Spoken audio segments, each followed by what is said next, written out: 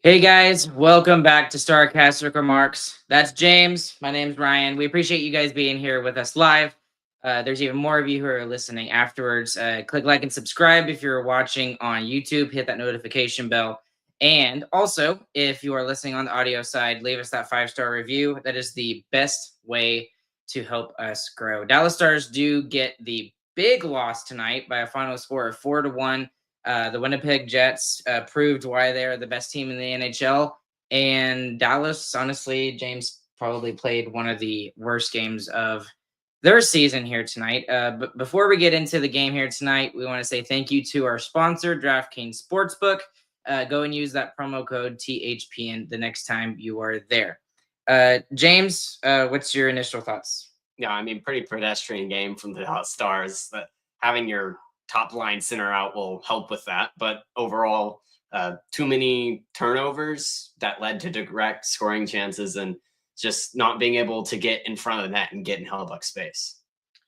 Well, you mentioned earlier that we were without our number one center and without our number one defenseman. And then we were like, okay, well, that's a little bit of an excuse. And then in some ways we were without our number one goalie. Yeah, Otter has been gone for about a month now. So he's not been playing good. Hopefully he can fix it. I think I talked about that like 2 weeks ago. We're still here talking about it, which is definitely trouble.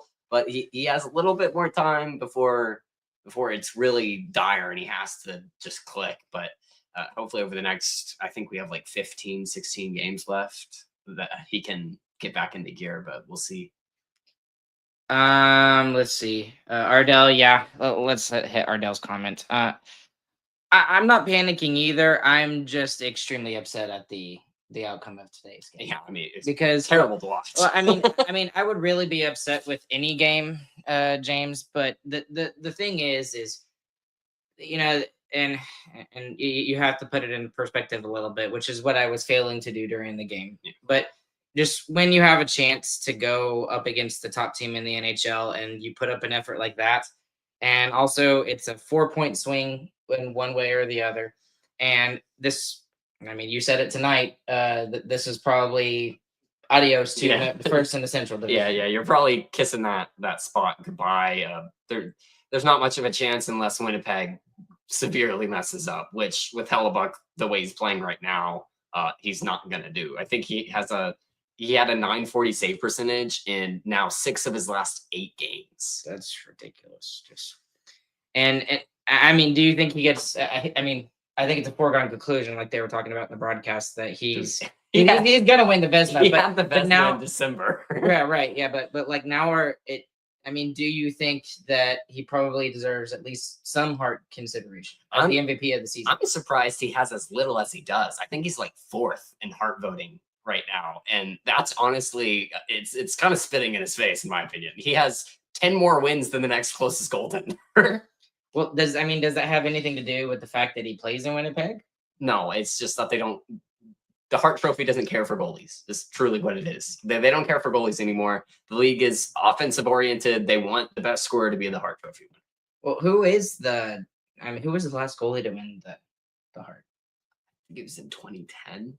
I was listening to it a while ago. I think it was Carey Price. But yeah, I'm that not, would make some sense. There might have been one between then and now, but I don't think so.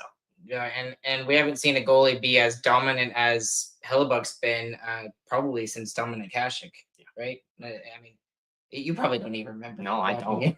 No, I don't remember that. I think the most dominant I remember a goaltender ever. I mean, even more than Shesterkin. Shesterkin's a great goaltender, especially in playoff games. He tends to be really clutch, but Hellebuyck regular season has been ridiculous for the past 3 years I do want to talk about Otter a little bit more.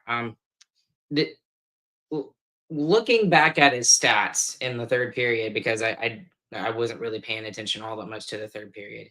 Um, I was expecting the stats to be a little bit more. I don't want to say worse than I was expecting, but I was expecting them to be a little bit worse, and they weren't really. You mean over like the past couple of games he's I played? I went all the way back to January 1st. Yeah. And his save percentage is not terrible, and his goals against average is not terrible, but it he hasn't had like a consistent stretch where he's been extremely good throughout. Yeah, And he hasn't had back-to-back games where he's allowed 2 or fewer since like I think it was January 19th and January 21st. yeah, and well, and the other thing I was trying to find some stats to kind of look at, but uh, I think out of the last 6 wins, he like in the 4 of them, he's allowed 3 goals Or more. Yeah. or more. Yeah. And it's just that's not. I mean, with the way that our team was going, yeah, that's fine because we were getting a bunch of offense and we were scoring goals. But and I'm not totally blaming him here tonight. Oh, obviously. Because I mean it was a complete team effort tonight. Yeah, it was a wash from the get-go.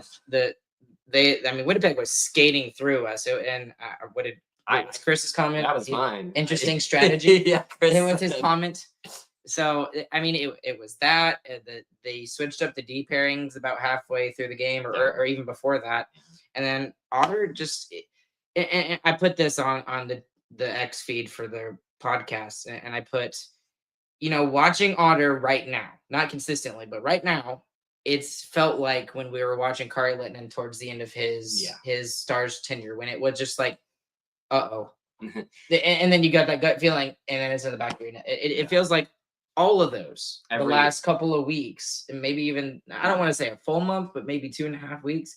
It's felt like every single one of those is I mean, the first 2 periods, the Jets didn't have like a crazy amount of chances. They probably only had like 5 or 6, but they scored half of them. So it's kind of tough when you only give up 10 shots and there's 3 goals in the back here. Well, and that's the other thing that kind of beats him tonight is his save percentage looks terrible. It was. and it was, yeah. I mean, and the other thing about this is you also have to remember that the Stars have played incredibly well over a long period of time. And it just sucks that right now they've had 2 games against 2 really big opponents, one in Edmonton, which I was expecting a way different outcome in that one. And I know they tried to come back in that game, but it was too little too late, in my opinion. And then you look at how Edmonton continues to play after they beat the Stars. Yeah. And I get even frustrated even more. That's what I'm frustrated about. And then tonight, it's just the expectations that how big this could be. This could be the second round in the Central Division playoffs, in our version of the playoffs. So I just wanted a better outcome tonight because of how terrible we played in the game in November. And again, we lost that one 4-1 too. And I was like, we're playing so much better now. This is a completely different team than the way they were playing. And that was even with Miro in the lineup that night. And I liked our chances in this one. And maybe that's why I'm just a little bit down. I don't want to. It's weird. It's depressing. By the way, but I think part of it also is that this is at the end. We're going into spring break for me, so I think I'm a little bit tired too. So I was kind of hoping for a little bit more to be excited about, but that's just kind of where I'm at with this game. There's not much to talk about. Yeah, it's a tough one for sure, and really, the Stars have not been able to beat a top 10 offense since Miro went out. They've beaten one team in the top 10 in goals for per game, and that was the Blue Jackets, who they also lost to. So luckily, they haven't had to play very many strong offensive teams, but when they play them, they're pretty much losing, which is kind of what's scary for Sunday's game. Yeah, because that's another top 10 offense, and you're with how they're rolling right now, you're gonna have to outscore the team who's outscoring the offense. We'll get there in a second, but I'll ask you the question that Dad put out. Is Miro really that important to Ottinger's success? You don't even have to finish that question. No, it's absolutely proven. The Stars their goals against per game has shot up by almost 0.5 since Miro went out of the lineup. And it used to be 0.3 or 0.32 or something. And every team that we've played against who has like a crazy top center who's just been nuts this year has just absolutely lit us up. I mean, Draisaitl, McDavid, and then tonight with the Jets first line too. I mean, they just trampled us. I don't know how much of a big difference it was without Bischel in the lineup. Yeah, but I don't think it would have made much of a difference here tonight. But do you think maybe that might have been a little bit of a factor? You might have seen some more hits, which is honestly what the Stars what they needed. What they should have been doing tonight. When you can't compete skill and speed wise, you got to throw hits, and this team is not made for that. And then the game just looks stupid and boring and is ugly. So that's part of losing games like this for the Stars. But I don't think would have changed anything in the grand scheme. I mean, you may have seen a couple more breakups with the Jets cycle just from the hits, but it wouldn't have changed the outcome of this game. So the other reason why I'm more frustrated about this game is that even though they did lose the game against Edmonton, which is what we wanted, or what that we didn't want, but they fought their way back in that game, right? Like it was 5-1, and they came back and at least got close to it. I mean, there was like, I do enjoy the fact that Marchment got back on the score sheet tonight. I think that I'm hoping that gets him going because he's been almost invisible the last couple of weeks. But the fact that there was not much in the third period, and the thing about the third period, James, is I was noticing this too, is that the Jets were getting kind of sloppy with their puck play in their own zone, and it's just one of those games where you just have to kind of chop it up to that's hockey. That's just how it works sometimes. I mean, because sports, sometimes your team just doesn't.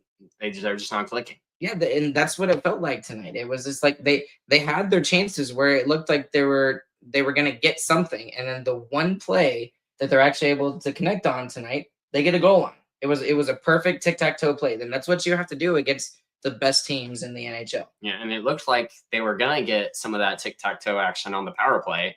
It got broken up once, and then they just skated around the offensive zone for 30 seconds with the puck. I mean, they didn't take a shot, nothing. So that's where it's a little concerning when you get to playoffs, because when you have games like that, you just have to go to the front of the net and crash the net and just get the puck there and fork and knife it towards Hellebuyck.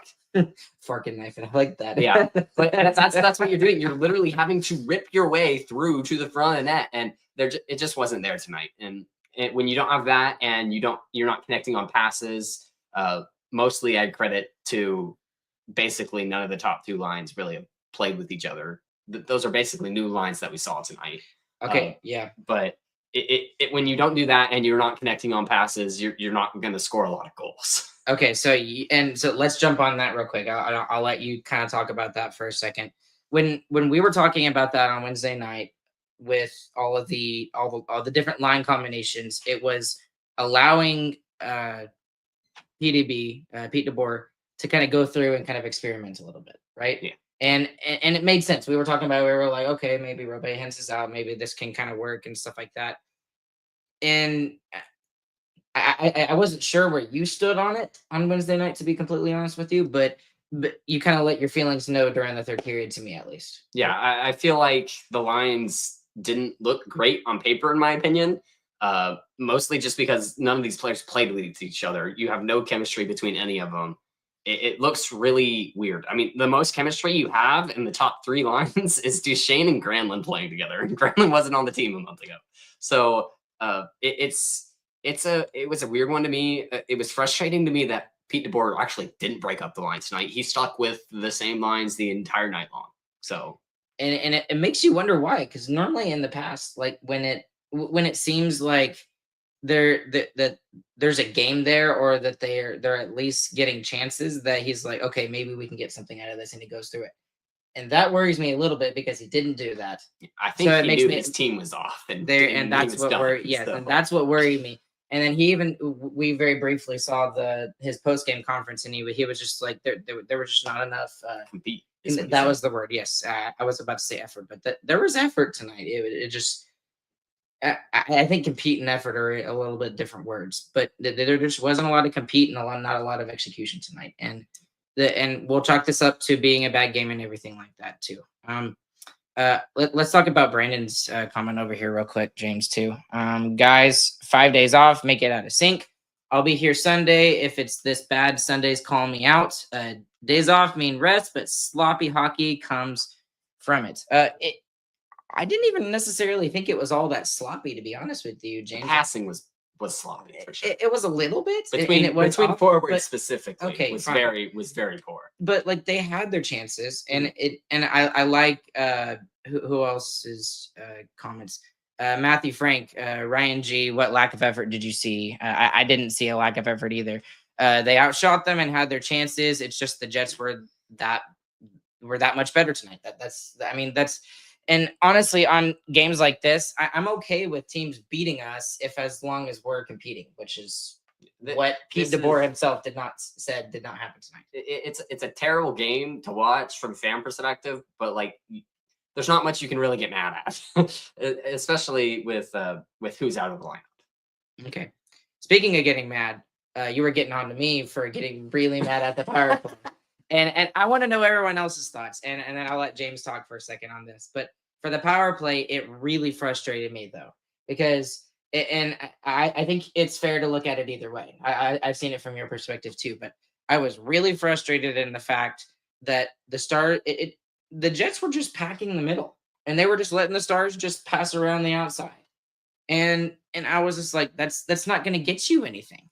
And we learned early on that if those perfect plays, those the plays that you're looking for in a perfect power play to get an immediate goal, the backdoor chance or an open net chance or whatever, if those aren't working, then you kind of got to make your own chances. And that means if there's nothing there, then you shoot the puck and you get it through traffic and you look for a nasty, dirty, greasy goal. And that really hacked me off. Yeah. They passed it for a minute and a half. Mm-hmm. And then when they did get the pretty pass, it didn't connect because the Jets were just there. So it was a mixture of the Jets penalty kill was very, very good at making sure that there were no passes getting through. But then also the Stars were just not getting any kind of shots through on the power play. And they had one chance tonight. And honestly, in the playoffs, that's probably what you're going to get. You're not going to see very many power plays. Yeah, you might get two, but yeah. I don't mind them holding it for as long as they did. I mind them not shooting it is the big thing, because they didn't shoot it. They never got a shot off. But what they had done is they had trapped the penalty kill on the ice. That the penalty kill hadn't got a change yet, so they were trying to just take advantage of exhausted guys on the ice. And I'm fine with trying to keep it and look for a better shot if someone is literally right in your lane. But there wasn't enough quick passing to get the Jets moving out of shot lanes for the first part, and there wasn't enough traffic in front either. So all the power play personnel were on the outside passing to each other as they were skating around in a circle on the outside, and that's just not going to work. I mean, they're already tired. They're going to sit in the middle where they were in the first place. Yeah, and that was the thing that I was particularly frustrated about. I mean, the only other thing that's coming to my mind is I thought Rantanen looked pretty good tonight. There were several opportunities in the first and the second where he was forechecking and he was keeping the puck in deep. Yeah, I mean, the fourth line. Honestly, I thought the fourth line was the best line, and they got scored on 3 times. So. They're the only line that got any kind of sustained offensive pressure, and then the one time they just basically crashed the net, which is what I wanted to see all the lines do. It led to a power play. So I was just a little frustrated with the game here tonight and that particular aspect. You got the stats up. What are you looking for? I was looking at plus minus because that top line of the top line of Ben, Johnston, Rantanen did not actually get scored on. They were the only line to not get scored on. So that's something. There was some tough nights, especially like Thomas Harley, Labushkin had pretty terrible nights, both -3 on the night. Which is why they got split up. Which is why they got split up. Which is funny because normally you see they get split up because of Dumba and Smith. That wasn't the problem. That was not the problem at all tonight. They actually had pretty good games. But yeah, it was a tough one, especially when the Jets' top line was on the ice. Okay, we don't have another episode before Sunday, so let's quickly get into that, and then we'll do biggest winner, biggest loser. First things first, I think we have to talk about, does Oettinger play on Sunday? No, probably not. I think that was the plan from the get go. To be honest, though. Really? So you don't think? Because I honestly thought that Otter was going to get both of these games because of how big they are. I think they're just going to go back and forth with DeSmith and Otter till Otter can figure it out. Honestly, I mean, DeSmith's playing so good right now. Well, yeah, but you're going to flip back and forth to give him games to figure it out. I mean, honestly, that's what I think they're going to do until he finally gets a good game where he only lets in 2 goals or less, and then they'll play him the next game. Or is this just something where you throw Otter back in there and tell him to figure it out? They might do that because he's going to be so important to the playoff run. It makes sense. You're not really worried about getting knocked out of the playoff spot. You could fall out of the second spot potentially, especially with you're playing the Avs on Sunday. They're the ones who's chasing you. So that they're getting close. They are getting close. They're playing very well right now. That could happen. But I think with DeSmith having won his last 6 games, I feel like you go back to him, honestly, because the game is that important. And Otter is just he's had chances in many very important games. I mean, he played the game against Edmonton too. So I think you throw DeSmith in there, but we'll just have to wait and see. I mean, and that's exactly why I am glad I'm not Pete DeBoer. Because honestly, you could go, especially right now with the way Ottinger's playing, you could go either way right now as to why you should go with DeSmith or why you should go back to Otter. And I don't know. I really honestly don't know how that goes and how that will end up. Honestly, we're going to see a completely overhaul of everything, right? When it comes to the line combos. I hope Hintz is back, and then that'll just lock them all back down where they were on last weekend. So I hope Hintz is back. From the sounds of it, he is going to be, but we're not 100% sure yet. I think it's still a game time decision. Kyle Capobianco gets called up. Do you think he plays against Colorado? As precautionary. I think he's there in case someone got hurt tonight. So no one got hurt tonight. Maybe Bischel will be back, but if he's so sick that he's staying out of this one, who knows, really? I don't even remember necessarily if he made it into. Yeah. Did he? I don't even think he made the trip. Did he? I'm not sure if he did or not. I don't think he did. We'll wait and see. But he has a whole day for travel, luckily. That's true. If he wanted to get there, which I mean, it would be nice to get some reinforcements and Hintz and Bischel back in the lineup, but we'll have to wait and see. Okay, let's do biggest winner, biggest loser, and call it a wraps here for tonight. So, who you got? Biggest winner is the Jets' first line. You know they've scored 42% of their team's goal this year. You know how bad that's going to be for them in the playoffs? That's going to be terrible in the playoffs. We've seen that. The Stars have been through that many times. It's going to be tough. Well, so are you saying just wait for the playoffs? Who cares about this game? I'd wait for the playoffs. Okay. I mean, it's going to be a completely different beast. You're likely going to see Sagan back. If we meet them in the second round, you're going to see Miro back. I mean, I feel like that's pretty locked in. For me, the biggest winner tonight is, since I'll be biased, so I'll give it to Mason Marchment since he scored the goal. I think that's going to be important for him. And I know it's inconsequential in this game. Yeah. But it's big for him. I think in the long run, maybe that can get his confidence going a little bit. Who's your biggest loser? There's a lot you can pick from for time. Everyone? I'm going to go with Thomas Harley. It's not fair, but I mean, it sucked tonight. I mean, there was turnovers all over the place. It wasn't just him. They were making the Jets were doing really good at crossing up the defense tonight. They were crossing their forwards were crossing paths a bunch, really tying up the defenders. But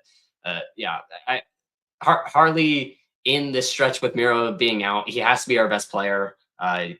He kind of invisible tonight. Yeah. So it's not really his fault, but when you're on the ice for that many goals, it's kind of tough. For me, I was originally gonna give it to half and half, half of Jay Oettinger and half of the Stars offense. But here's my reasoning why I'm giving it to Oettinger tonight is because we gave him the benefit of the doubt, especially kind of November, December when he was playing especially well, and the Stars were not giving him any kind of run support. Well, now they're giving him run support, and Besides this game. besides this game, but like they're now the offense since the offense has been so good as of late, uh, it's okay for them to have a game off. Yeah. Now that obviously you have to have more than one goal to win the game, but we needed Oettinger to make a save or two tonight, and he didn't make any of those. Yeah, and it's tough too because Otter really did play really well in the beginning of the season, but he's not there, and he's letting up third period goals when the team's already behind by multiple, which is really what kills you any chance of coming back. I thought the Stars didn't even have a chance in the Edmonton game when that fifth goal went in. I mean, it was a late second period goal. I thought, okay, whatever, it's done. And the Stars tried to come back, sorry. And if he had saved that one late in the second, then it's tied, and maybe you get a point out of that game. But stuff. It seems like when he goes down now, he's not able to crawl back into the headspace of just not letting in another. Right, and I'm using the same logic with my Biggest Loser, the way that I was doing it with Matt Dumba earlier in the season. Like he was making all of these mistakes, and it was really rough and bad. But he was not, there was nothing to counteract his bad things that he was doing. Like he wasn't putting the puck in the net. He wasn't making good defensive plays during the game. And now he is. Yeah. Now he's playing very well. This is the best. This is the best he's played in a long time. And I know I keep bringing that up, everybody, but considering that our defense is as weak as it is compared to the rest of our team, that's huge for him to be playing well. And that's why I'm using that same logic with Oettinger, because he has not been where he's needed to be, where the Stars need him to be. And you know what? Let it be right now when he can be bad, because when it comes to April, he needs to be way better than this. And I think you're right about Matt Dumba being better, especially tonight. There were multiple times when it's not him making like a great play, but he's in the right spot. And that's so big in this defensive structure, is being in the right spot at the right time. And he did it multiple times tonight where he's just in the right spot and it looks harmless. It looks like he didn't even do anything, but that's the biggest part of the Stars defense. Okay, let's look at some of y'all's comments real quick, and then we'll wrap it up. Natalie saying, I am think Hintz. I think Hintz will be back in Sunday or Tuesday. I'm hoping it's against Colorado. It really feels like, especially after that loss here tonight, that they're really going to need him for Sunday. SDNGN 13. We made it real easy. No one in front of the net ever. Yep. And especially against the best goalie in the league. Yep. You can't let him see the puck. I mean, if you're shooting really good, you can. But they weren't doing that tonight. Yeah. Let's see. Brandon over here saying, does anyone think they may have tried to push shooting on Rantanen, because I feel like they passed up opportunities? So I think what he's getting at is there's other players that probably should have shot the puck, but they didn't because they were trying to get it to Rantanen. Maybe on the power play tonight, you could feel that a bit, I feel like, but in general, I don't think that's true. I think the Stars just knew they were playing Hellebuyck, and they're trying to find a better shot. And sometimes instead of trying to find a better shot, you just need to get in front of that. Yeah. Since Miro has been out, there's only been 2 games that the Stars have less than 3 goals go in. Yeah. And at least they avoided being shut out tonight. They haven't been shut out this year. Why'd you say that? Sorry, I shouldn't have said that. Okay, last one and we're done. Brandon also saying, we can beat the Avalanche. It will be so nerve-wracking, but we can get it done. Get ready for a barn burner, man. I mean, the Avalanche had that like 7-goal night the other night, so it's just going to be stupid high scoring, I feel like. Really? If it's not high scoring, I'll be very surprised. I'm thinking like a 6-5 kind of game going on. So you're making a prediction now? 6-5. 6-5? I don't know who wins, but the score is 6-5. No, the Stars. Say it now. The Stars. Okay. Stars win 6-5. Okay, Stars win 6-5. Okay. And you know what? Just for that, I'll go opposite. Right? I'll say it's gonna be. I won't say 1-0, but 2-1. 2-1. 2-1. And yeah. Okay. Because you can't have a shutout. Yep. Anything else, James? Nope. Okay. Get me out of here. Done with this game. Okay. Thank you guys so much for following along with us live. There's even more of you that are afterwards. Click like and subscribe on YouTube. Hit that notification bell. If you're listening on the audio side, leave us that 5-star review. We would really appreciate that. And as always, thank you to DraftKings Sportsbook. Promo code is THPN. And we'll be back with you guys again on Sunday Afternoon. early evening It's / 2:30 afternoon. Yeah. So we'll be back with you guys then. And alongside James, my name is Ryan. Catch you guys on the flip side. Hope y'all have a fantastic morning, afternoon, evening, whenever you guys are listening. And please, please, can we please beat the Avalanche on Sunday? Bye, guys.